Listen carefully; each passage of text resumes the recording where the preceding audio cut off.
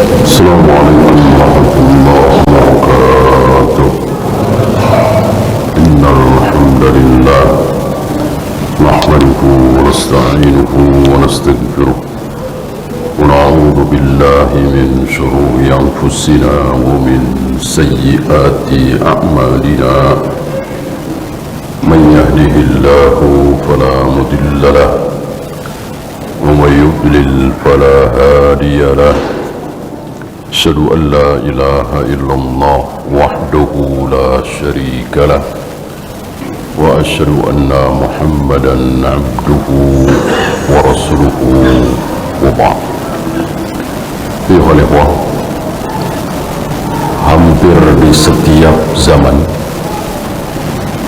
selalu ada sabda-sabda Nabi, nubuat-nubuat Nabi, istilah kita ramalan-ramalan Nabi yang disaksikan oleh kaum muslimin hampir setiap zaman. Beberapa bulan setelah Nabi wafat, Abu Bakar menyaksikan apa yang dinubuatkan oleh beliau, diramalkan oleh beliau. Adanya orang-orang yang mengaku sebagai Nabi. Orang itu sempat bertemu dengan Nabi SAW, termasuk orang-orang yang tidak mau membayar zakat. Abu Bakar wafat 2 tahun kira-kira beliau memimpin kaum muslimin. Setelah itu kaum muslimin dipimpin oleh Umar menyaksikan, bahkan menunggu-nunggu seorang anak muda. Anak muda ini belum pernah bertemu dengan Nabi alaihi salatu wassalam, tapi Nabi menyebut-nyebut nama anak muda ini. Dan Umar menunggu-nunggu kedatangan anak muda ini, terutama ketika ada rombongan dari Yaman. Umar selalu bertanya, apakah ada di antara kalian yang bernama Uwais dari Qarn? Maka disebut Uwais al-Qarni. Oleh karena itu, kalau antum punya anak, punya cucu, jangan diberi nama Uwais al-Qarni, tapi Uwais saja, ya, Uwais. Kalau Uwais al-Qarni, Uwais dari Qarn. Qarni itu daerah, ada di Yaman. Kalau antum punya anak, punya cucu dinamai Uwais al-Qarni, berarti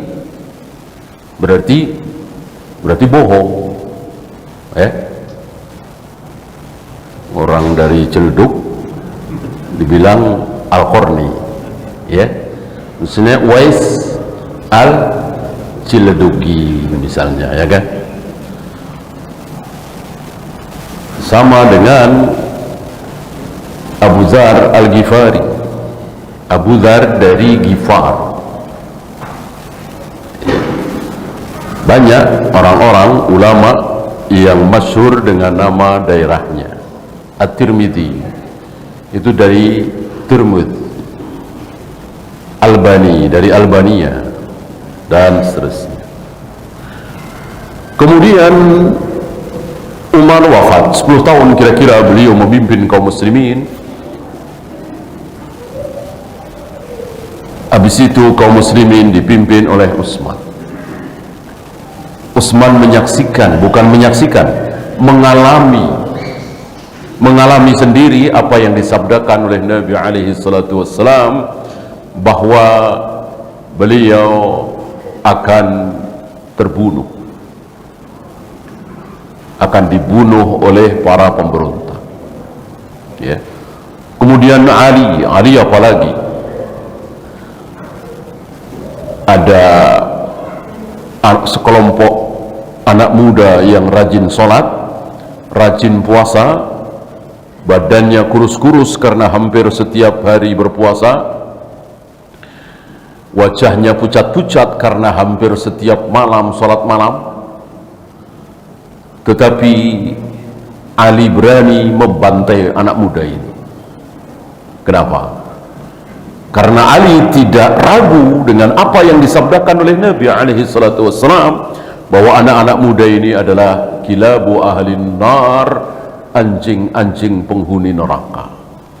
Dan itu sabda Nabi alaihi salatu wassalam, dan disaksikan oleh Ali, dan Ali sendiri yang menghabisi mereka.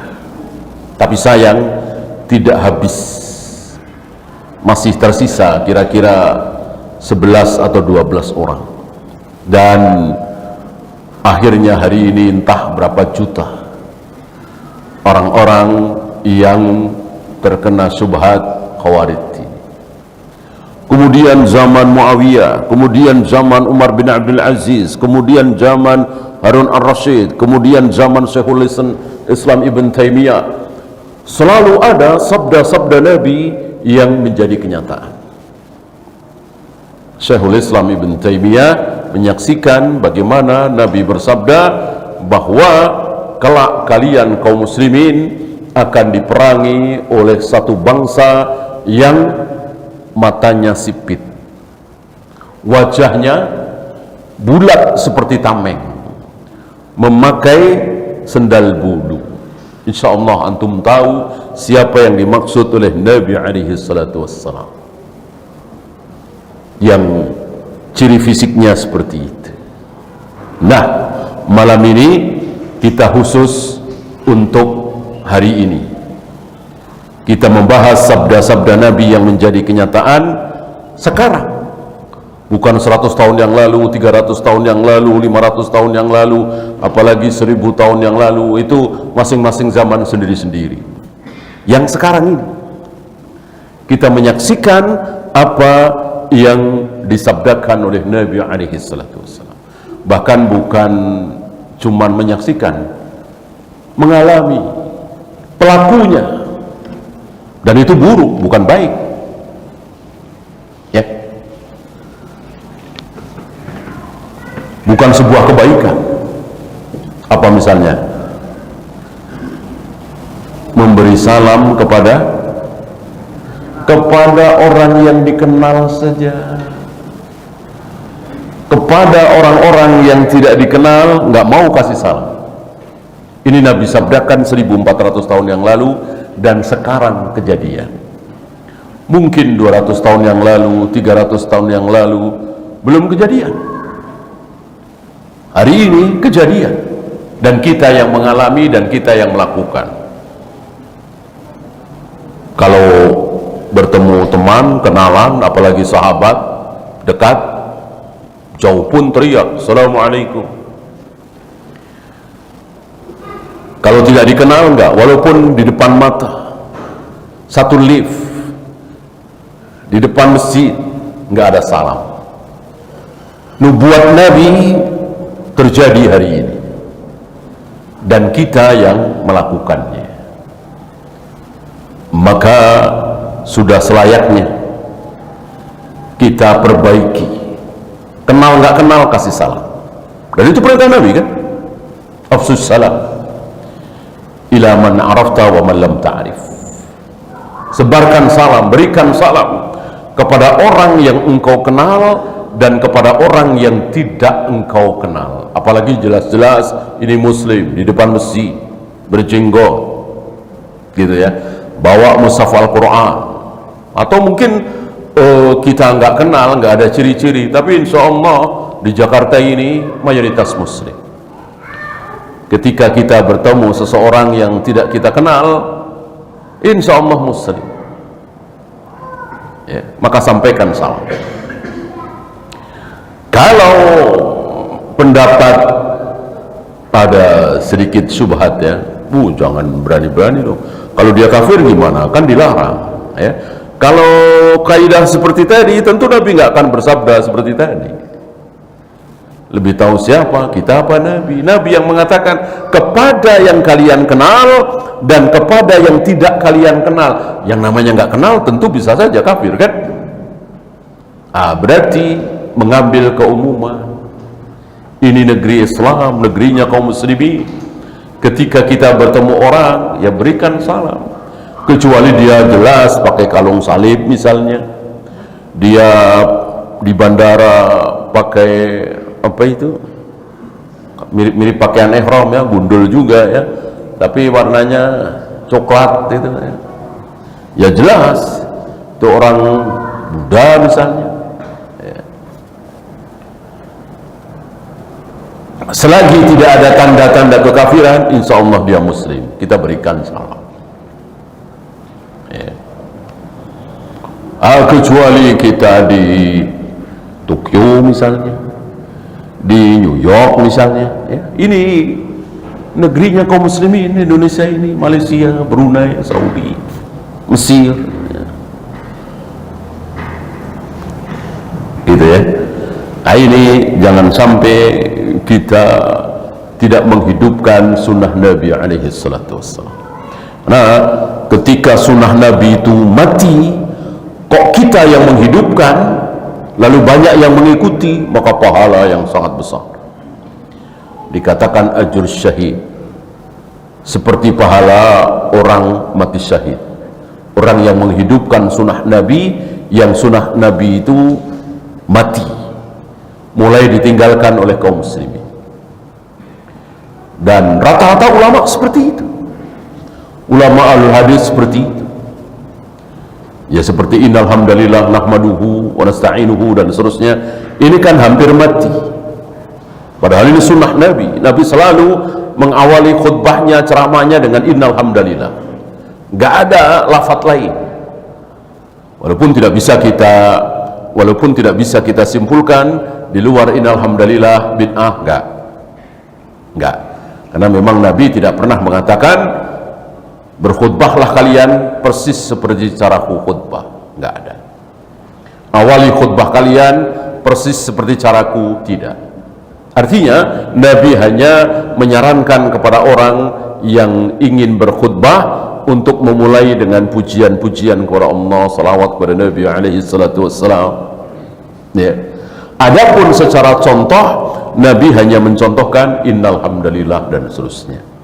Nah, selama ratusan tahun ini mati khutbatul hajah. Siapa yang menghidupkan sunnah ini? Siapa lagi kalau bukan Abu Abdurrahman Muhammad Nasiruddin Albani rahimahullah. Beliau yang menghidupkan sunnah ini ya. Dan begitulah para ulama, tugasnya memang menghidupkan sunnah Nabi yang sudah mulai mati, ditinggalkan oleh kaum muslimin, kita hidupkan ya, termasuk beriktikaf 10 malam terakhir seperti yang sedang antum lakukan. Mungkin 20 tahun yang lalu, 30 tahun yang lalu kita tidak saksikan di masjid-masjid di Jakarta ini. Hari ini walillahil hamd dihidupkan sunnah Nabi.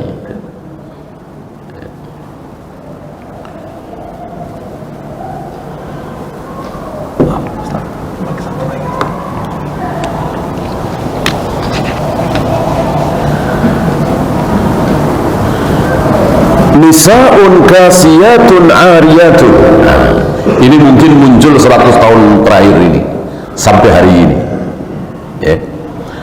Adanya wanita-wanita yang berpakaian tapi telanjang, berjalan melenggak-lenggok ya. Rambutnya seperti punuk unta. Nabi mengatakan akan terjadi, insya Allah di zaman Nabi belum ada wanita seperti itu.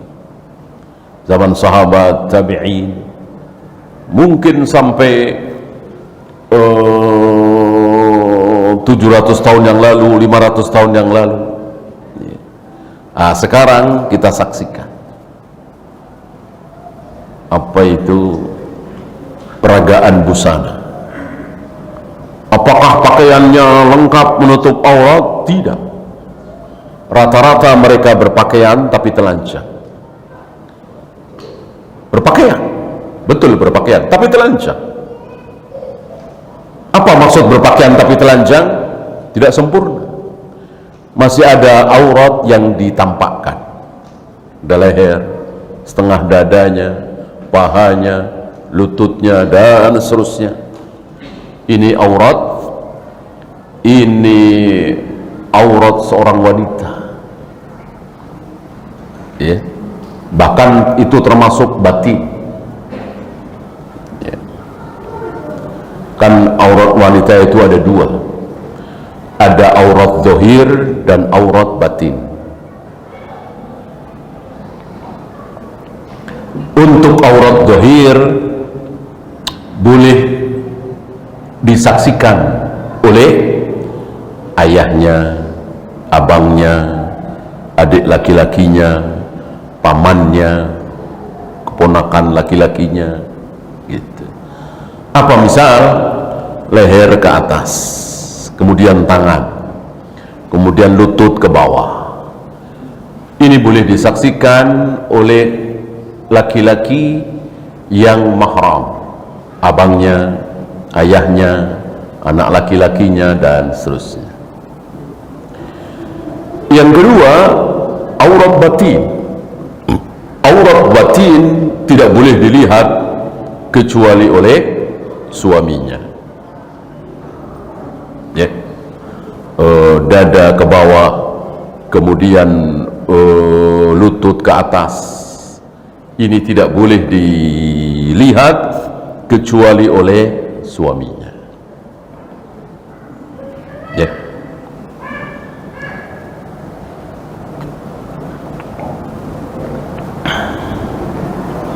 Nah, kita saksikan apa yang disabdakan oleh Nabi alaihi salatu wassalam hari ini. Betul-betul persis. Berpakaian tapi telanjang, kemudian berjalan melenggak-lenggok. Rambutnya seperti punuk unta, artinya dihias-hias, disanggul-sanggul, ya. Ada beberapa saudara kita salah faham dengan mengatakan tidak boleh wanita itu rambutnya seperti punuk unta, kemudian pakai jilbab, ya. Yang dimaksud oleh hadis ini tentu nggak pakai jilbab, terlihat rambutnya dihias-hias. Dan salah satu kesalahan dalam berpakaian adalah seperti ini, menghias pakaian, menghias penampilan dengan tujuan supaya menarik perhatian. Antum tahu dalam Islam kenapa kita disuruh berpakaian selain menutup aurat adalah supaya tidak diperhatikan. Kita pakai pakaian, pakai baju, pakai celana dan seterusnya supaya apa? Supaya tidak diperhatikan. Maka keliru besar kalau ada seorang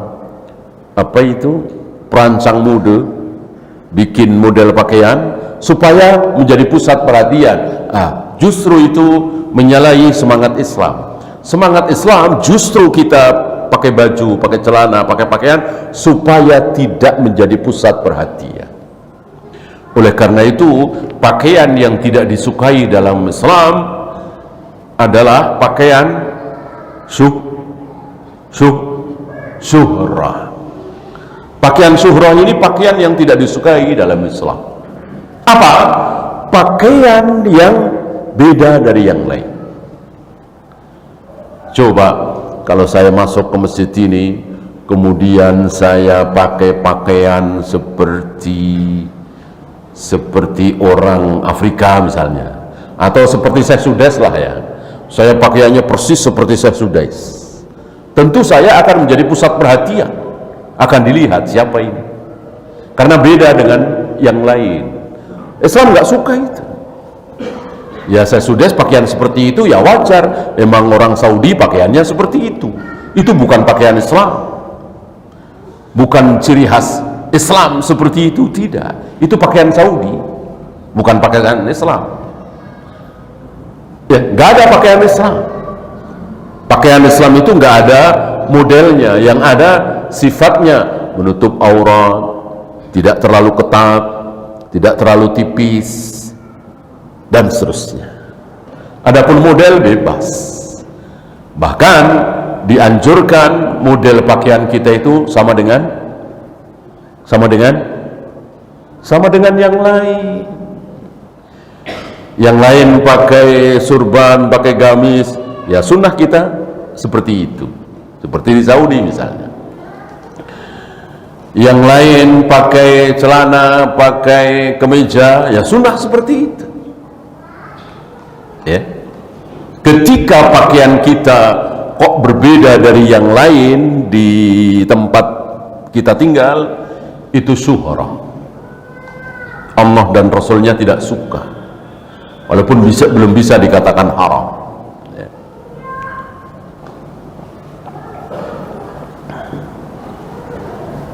Abdullah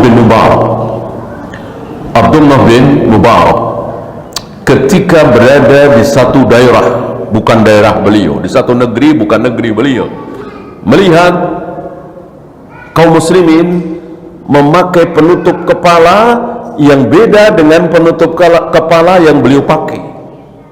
Langsung beliau ganti, langsung beliau rubah, karena beliau faham berpakaian beda dari yang lain tidak disukai.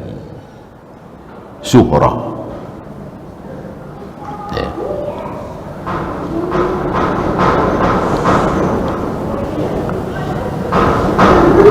Kemudian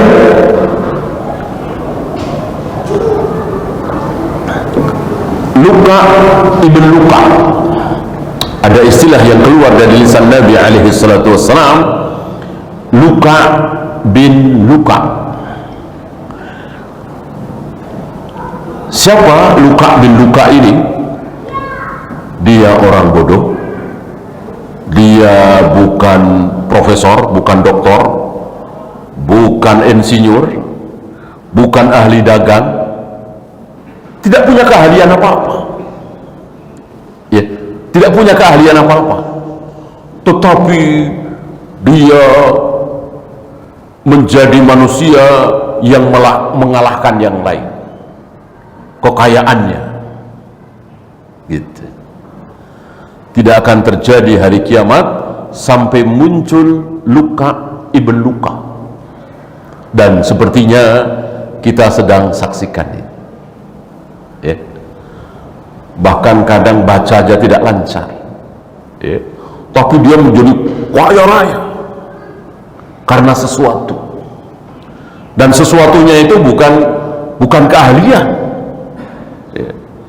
Seperti lucu itu kan bukan keahlian. Ya.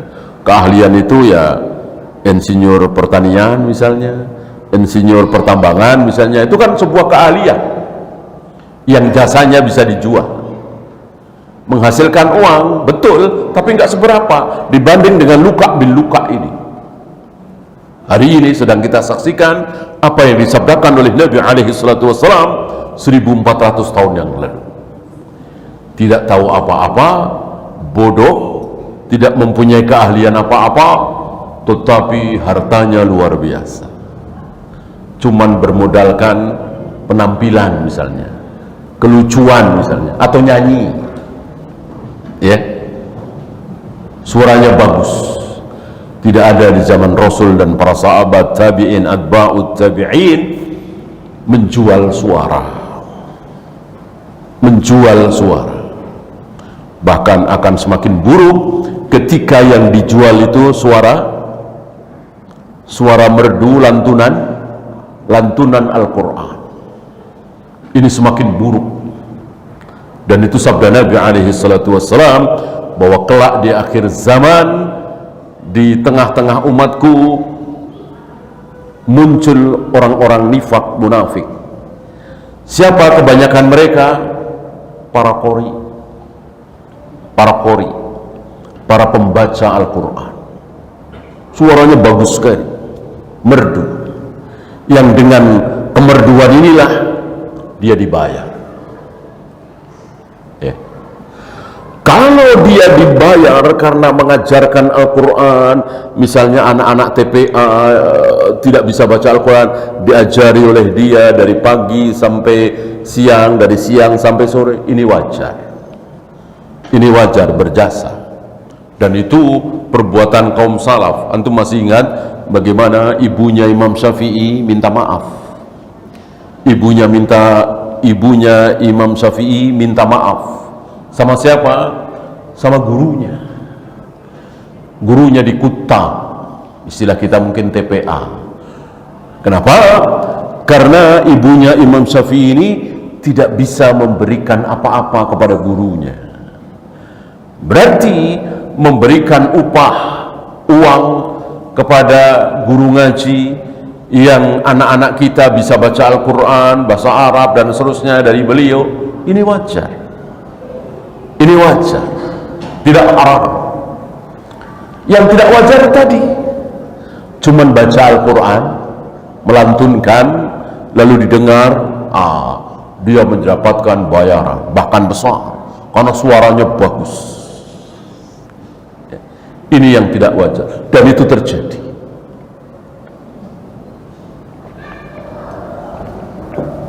Termasuk tadi menjual suara dengan lagu-lagunya. Ya. Insyaallah antum tahu hukum musik itu. Sesuatu yang haram lalu dapat uang. Kira-kira duitnya halal apa haram? Jelas. Ya. Innallaha idza harrama syai'an harrama samanahu. Ketika Allah mengharamkan sesuatu, otomatis Allah mengharamkan apanya? Hasilnya. Babi haram, lalu uang hasil nernak babi, jualan babi, halal apa haram? Ya jelas haram. Khamr haram, zina haram, berjudi haram. Dari judi, dari zina, dari khamr saya dapat duit misalnya, apakah duit itu haram? Jelas haram. Innallaha idza harrama syai'an harrama samanahu. Ketika Allah mengharamkan sesuatu, otomatis Allah mengharamkan hasilnya. Maka tidak boleh kita mengambil hasil dari zina, judi, khamr, musik, zina, ya.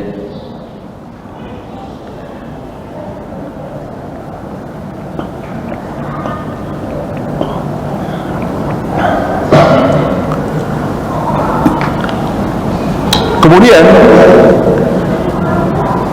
gusa'un ka gusa'is sayl. Ada istilah dari Nabi alaihi salatu wassalam, gusa'un ka gusa'is sayl. Dalam bahasa kitanya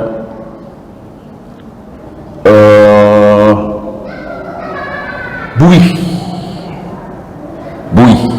ya. Hadis ini panjang, diawali dari nubuat beliau, antada'a alaikumul umam, bahwa nanti di akhir zaman kalian kaum muslimin itu seperti qas'ah itu seperti nampan besar, berisi makanan yang dimakan beramai-ramai antara 8 sampai 10 orang, ya. Orang Arab termasuk Nabi alaihi salatu wassalam biasa makan seperti itu, dhofaf.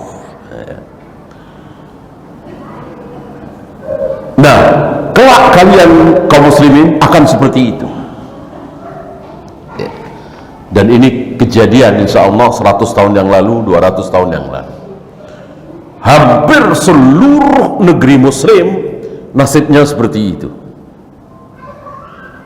Jadi betul-betul didatangi oleh orang-orang kafir. Antada'a alikumul umam jamak dari umat, artinya bukan satu umat, bukan cuma Belanda, tapi ada Portugis, ada Spanyol, ada Jepang, mendatangi negeri-negeri Islam dan memakan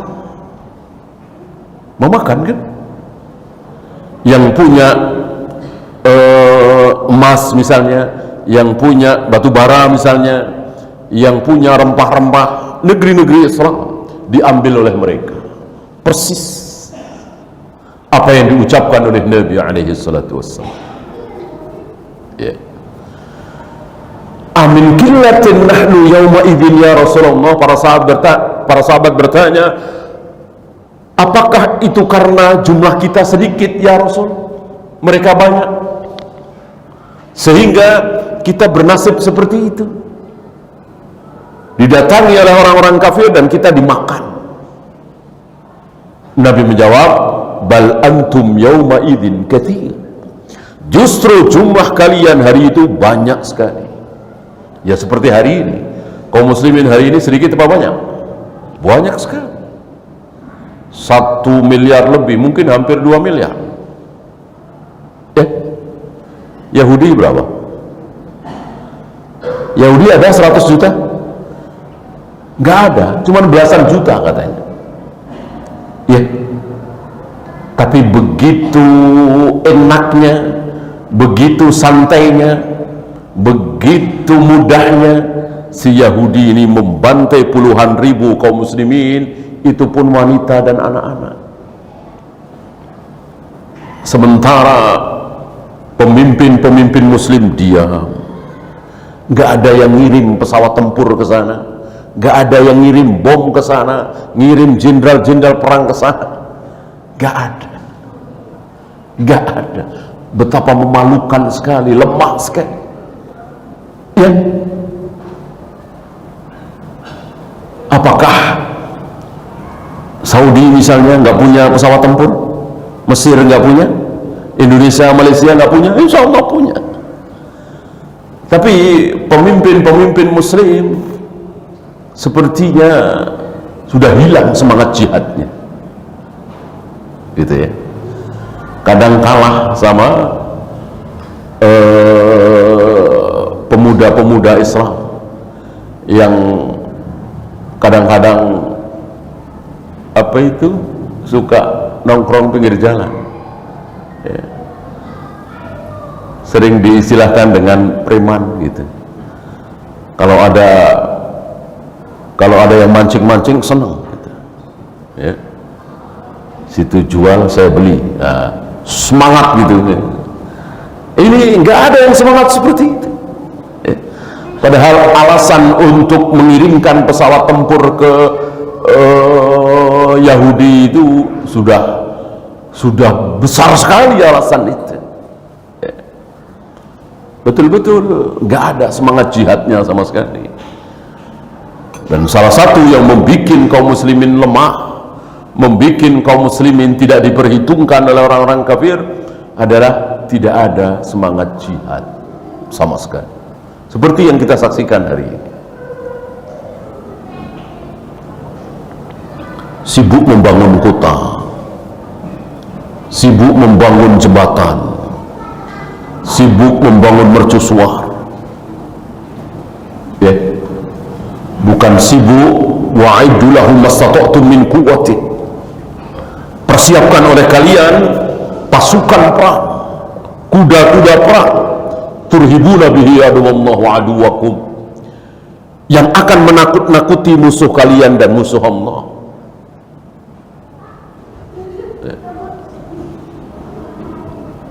Ini sudah disabdakan oleh Nabi alaihi salatu wassalam. Bal antum yawma idzin katsir. Nabi mengatakan justru jumlah kalian hari itu banyak sekali, tapi gusaun ka husa'is sail, kalian seperti buih di lautan. Antum tahu buih? Sifat menonjol buih itu apa? Ciri khas buih itu apa? tidak pernah bisa melawan arus.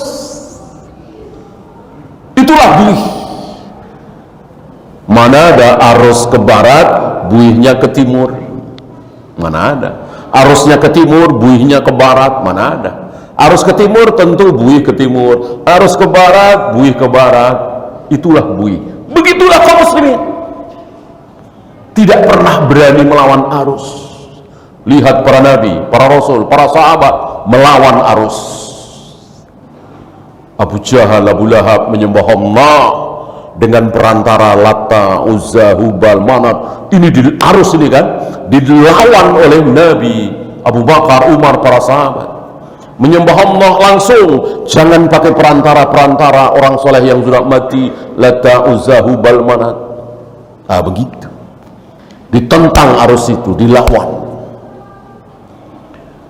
Hari itu orang kafir jahiliyah beranggapan, meyakini bahwa menikah di bulan Syawal akan mendatangkan sial. Ini arus, ini keyakinan mereka. Ditabrak oleh Nabi. Nabi sengaja menikahi Aisyah di bulan Syawal. Tabrak. Mestinya kita kaum muslimin melawan arus, jangan mengikuti arus. Ketika orang-orang takut dengan angka 13 karena membawa sial, tabrak.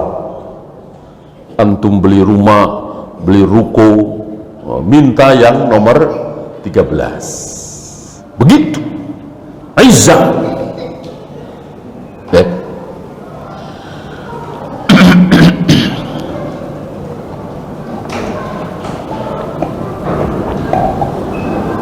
Lihat hari ini kaum muslimin, terutama para tokoh, tidak ada yang berani melawan arus.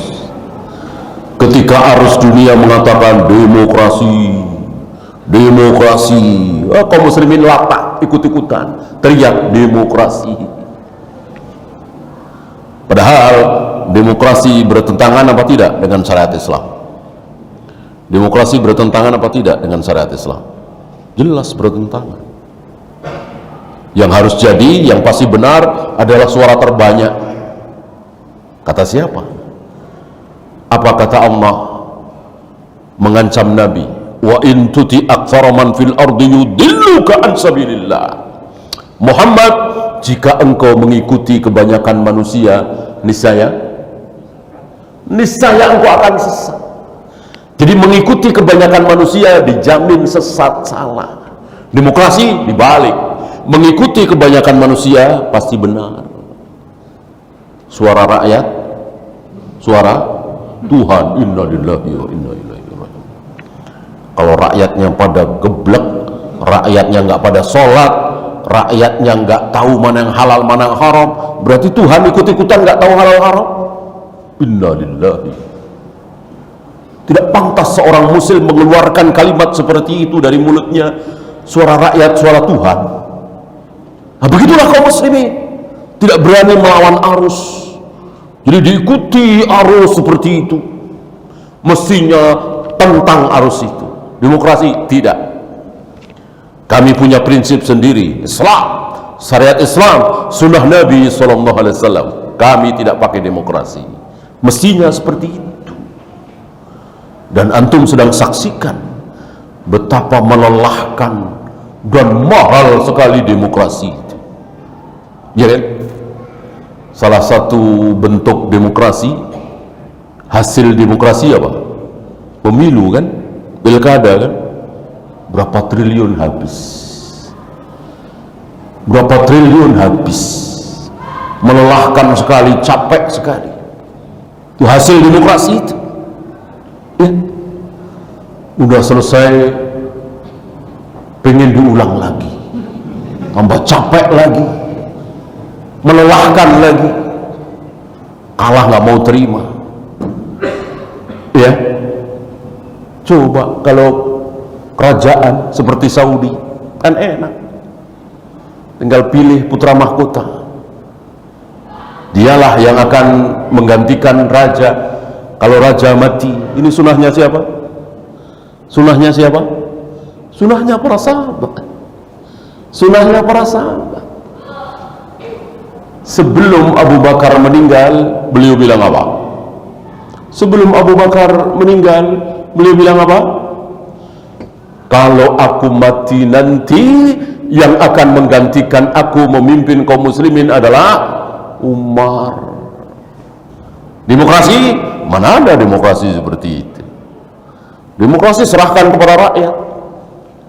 Ini aneh seaneh-anehnya. Memilih seorang pemimpin ini hal yang besar, bukan main-main, bukan masalah sepele.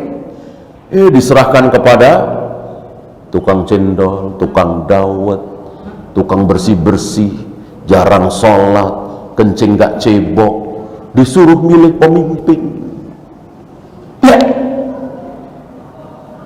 Abu Hurairah aja nggak diajak untuk musyawarah siapa milih pemimpin. Ibnu Abbas, Abdullah bin Mas'ud, Ibnu Umar nggak diajak sekelas mereka. Kenapa? Karena ada yang jauh lebih alim, lebih bertakwa, lebih mulia, yaitu Utsman, Ali, Zubair, Tolha. Cuma 6 orang untuk menentukan siapa pengganti Umar karena Umar meninggal. Ya, dan itu yang memilih Umar sendiri. 6 orang itu yang memilih Umar sendiri, dan 6-6-nya dijamin masuk surga. Yang Abu Bakar tadi cuma 1, Umar. Ya. Ini kan enak sekali, sederhana sekali. Tidak ada fitnah sana, fitnah sini, tuding sana, tuding sini, cacian, makian, karena semua rakyat disuruh ikut-ikutan. Padahal rakyat juga nggak senang, ya, malah menjadi beban, ya. Harus datang ke tempat TPS, meninggalkan dagangannya, beban. Insya Allah rakyat itu terserahlah siapa yang mimpin. Yang penting beras jangan mahal, sembako jangan mahal, kan begitu rakyatnya kan. Ini mengatasnamakan rakyat. Rakyat menghendaki Anda, rakyat menghendaki si fulan. Kata siapa? Ini demokrasi itu ya namanya bikinan manusia, ya. Bikinan si kafir Plato, maka mudah sekali disusupi. Maka negara-negara Islam yang mengamalkan prinsip demokrasi gampang sekali diobok-obok oleh Amerika, oleh Yahudi, oleh Nasrani. Beda dengan negara yang tidak menerapkan demokrasi, sulit diobok-obok, sulit. Gimana caranya? Ya, seperti kerajaan-kerajaan, terutama kerajaan Islam Nusantara di negeri kita ini dulu kan ada, nggak mengamalkan demokrasi dan aman. Tidak seperti hari ini, saling caci, saling maki. Ya.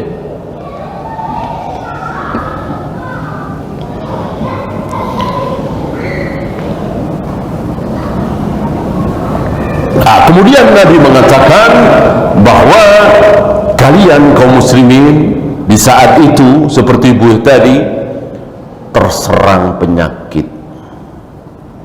Terserang penyakit. Penyakit apa? Penyakit apa? Al-wahan. Alif lam waw ha nun. Wahan. Para sahabat nggak tahu apa itu wahan. Ini luar biasa bahasa Arab, ya. Bahasa Arab, Nabi betul-betul berbicara dengan bahasa Arab. Tapi para sahabat nggak tahu, mungkin baru dengar ada bahasa Arab yang judulnya wahan. Maka para sahabat bertanya, ma huwal wahnu ya Rasulullah? Wahan itu apa ya Rasulullah? Dijawab oleh Nabi, hubbud dunya wa karahiyatul maut. Cinta dunia, takut mati. Cinta dunia, takut mati. Dan penyakit itulah yang sedang melanda kita semua. Betapa cinta kita kepada dunia begitu luar biasa. capek, lelah, kalau perlu berantem, kalau perlu bohong demi mendapatkan dunia, kalau perlu culas, kalau perlu korupsi. Itu karena apa? Karena saking cintanya terhadap dunia. Beda dengan para nabi, para rasul, para sahabat. Mereka tidak begitu cinta kepada dunia. Oleh karena itu mencari dunia pakai bohong-bohong mendingan gak dapat. Mencari dunia harus pakai riba, mendingan gak dapat. Mencari dunia harus pakai berantem-berantem, mendingan gak usah dapat. Karena tidak terlalu cinta terhadap dunia itu. Kecintaan para sahabat justru kepada kematian, akhirat, surga.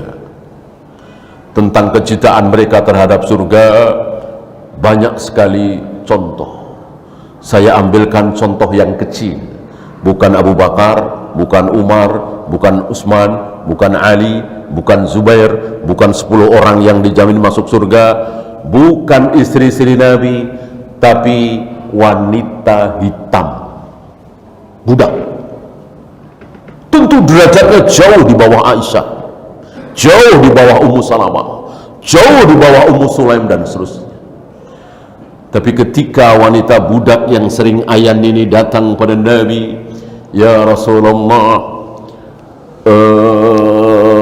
aku terkena penyakit ayan, wa inni atakasyaf, dan ketika aku kumat ayanku seringkali tersingkap pakaianku, terbuka auratku. Fada'allaha ayyasfiyani, mohon engkau berdoa kepada Allah ya Rasul supaya Allah menyembuhkan penyakit ayanku.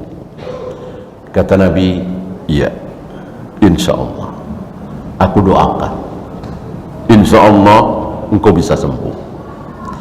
Tapi kalau aku tidak usah doakan, engkau tetap ayan, aku jamin engkau masuk surga.